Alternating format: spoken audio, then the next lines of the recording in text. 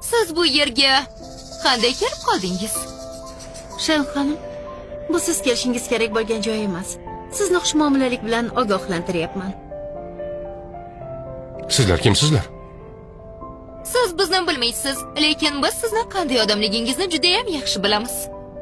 Hayotim, boshqa joyga boraylik. Yuring. Nega boshqa joyda? Biz shu yerda ovqatlanamiz.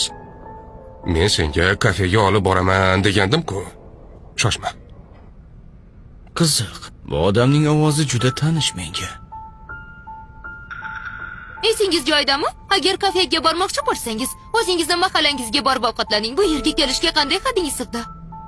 Janob Jayan, biz birinchi marta shaxsan uchrashyapmiz. Siz kim ekanligingizni hammamiz bilamiz. Siz va turmush o'rtog'ingiz o'zingizga munosib joyga borganingiz ma'qul. Shunaqami? Aynan qayerga borishimiz kerak? Haqiqatni eshitmoqchimisiz? Yaxshi.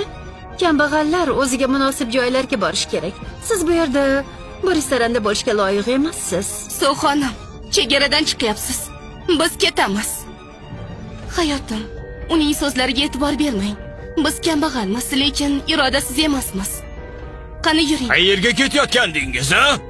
Dada, oyi, bu yerda nima qilyapsiz? Uni sen tanlagan. O'sha yaxshi odamdan so'rash kerak. U bizni birga kechki ovqatga va bayramga taklif qildi.